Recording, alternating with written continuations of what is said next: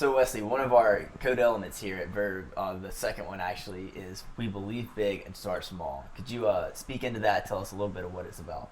Sure. So we believe big and start small is kind of the idea that that what we do today, we're kind of beginning with the end in mind, right? That's a leadership principle that I stole from Stephen Covey. It's kind of like I wake up every day and I've got the end of my life in mind, like what values, what goals do I want?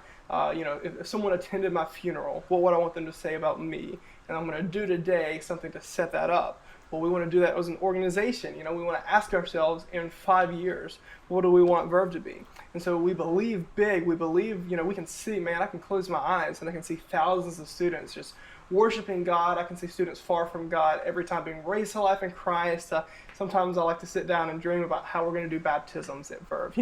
I'm believing big, but then we have to take little small steps of faith in the meantime. So maybe it's we believe that we're going to have 1,000 people in a theater, or maybe we believe that we're going to have 10,000 students in the pavilion or in the tab pad, or maybe we see Hemingway Stadium just filled with students pouring their hearts out, but then we believe by making the font on a website the right size, right? So it's about active faith. We tie kind of that message, that explanation of every core value that we have on our code. We believe big and start small is about active faith. And Ethan, that's something that really relates to you a bit as well. If you don't know, Ethan heads up our usher teams at Verve. He's an incredible guy, he's an incredible leader, and has an incredible heart for Jesus. And man, love and trust you. Why don't you speak a little bit into what you're doing with your teams to make sure that while we're believing big, while we have these big dreams, we're still taking some small practical steps to make sure that this happens.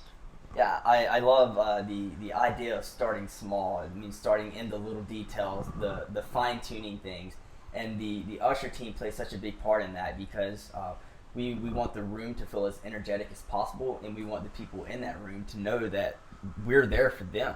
Yeah. And that starts with setting up the room for those people. So one thing we do is we work when we're making that room feel energetic is we use pipe and drape, these little curtains that we'll use to put behind the people. That we use that because starting out in Fulton Chapel is the room sits approximately 800 people, right? Yep, just under 800. And so just under 800 people. That's a large room. And so if our first experience 200 people show up, we want it to be for those 200 people and not the other 500 or 600 empty seats.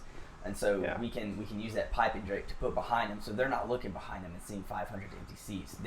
They're seeing the room and the atmosphere around them. And Ethan, some people may think that it's strange to talk about some tactical details like us using pipe and drape in a vision video, but to us it's a really big deal, right? Because what Ethan and I have been talking about is, what if we had an experience and even half the room was filled, there were 400 people there. When Ethan says, we don't want people to look behind them and see empty seats, what we mean is we don't want someone to think, oh, they put all this effort for somebody that's not here. Right. They're just trying to fill a room. And, one of the things that we talk about in another vision video is me and Caleb. He's over our creative and production teams. We talk a little bit about what worship experiences at Verve look like. And, one of the ways that we use to measure are we hitting the mark is, are people confused by how excellent it is? Right, so we want there to be kind of this healthy kind of pondering, the skepticism, like, why are they putting so much effort into this? And we want it to beg the question that, wait a second, what we're saying must have some weight, right? We care about God, we care about you, but that relates to our teams because we don't want them to, if they ask that question, we don't want them to look behind them and say, oh, they're just trying to fill the rest of these seats. No, we did this for you. We did it for you, and it's really our way of shrinking the room, and as we're growing bigger, to stay smaller when we need to communicate, hey, we're still doing this for people far from God. We're not just building our egos. We're not just trying to have a big room full of people. We did this for you. That's awesome. Well, man, that's one of my favorite principles because it helps us stay active. In the meantime, I love that it's about active faith, that we're not just saying, oh, God, we believe you're going to fill this room. It's like, well, what are you doing to see God fill this room? I can't think of an instance in the Bible where God asked someone to do something. They're like, great, I believe you'll do it, God, and it didn't take action on their behalf. So it's our way of kind of keeping that balance of, man, we believe God's going to bless this ministry, and we believe that we're going to see our vision and our mission come to pass on our campus, but it's going to take some work in the meantime. So Ethan, thanks for that question, man. Love you. Thank you.